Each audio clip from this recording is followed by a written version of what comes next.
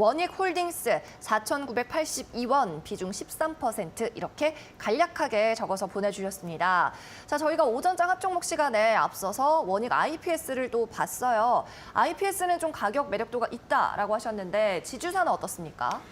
네, 일단 원익홀딩스를 좀 본다라고 한다면 일단 뭐 지주사에 대한 밸류라던가 이런 것들도 이미 반영될 부분들은 다 반영이 되었다라고 좀 보여지기 때문에 이제 나쁜 상황은 아니다라고 일단은 설명을 드릴 수 있을 것 같습니다.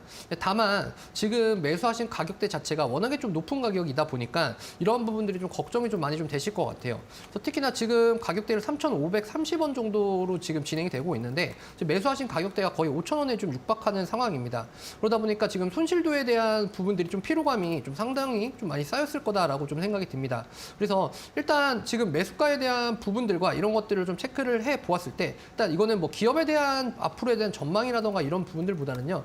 기술적인 분석을 좀 먼저 보시는 게 좀 좋으실 것 같습니다. 그래서 일단 뭐 원익홀딩스 같은 경우에는 뭐 지주사적인 그런 관점이라던가 이런 것들도 있지만 특수가스 장비 사업을 하는 업체다라고 또 보실 수도 있을 것 같아요.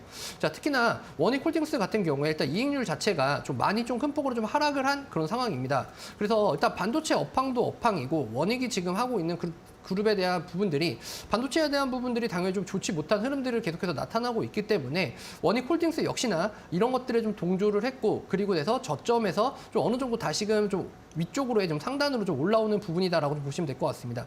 특히나 지금 제가 지금 차트에 동그라미 치는 부분들이 좀 쌍바닥을 찍고 그리고 나서 좀 위쪽으로 좀 우상향을 하는 패턴이 좀 나타나 주었고요. 그리고 눌림목 이후에 다시금 상승에 대한 부분을 또 여력을 또 만들어냈습니다. 근데 다만 시장에 대한 이슈라던가 이런 부분들이 없기 때문에 당분간은 조금은 지지를 할 수 있는 그런 박스권에 대한 그런 부분들을 좀 만들어 갈 것이다라고 좀 예상이 좀 되고요. 그래서 3,300원에서 3,600, 700원 요 정도 구간이 박스권 상단과 하단으로 좀 나눠질 수 있을 것 같습니다.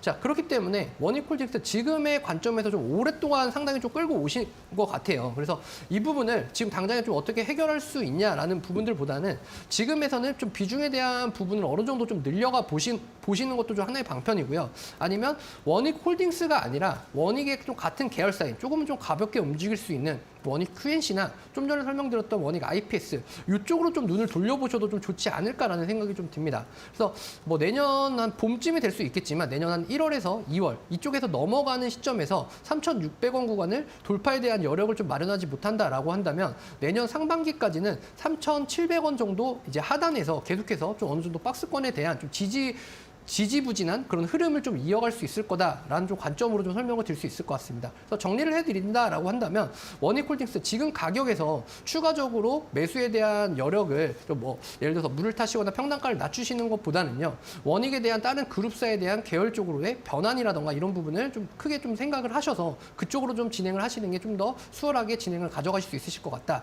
이렇게 좀 분석 드리도록 하겠습니다.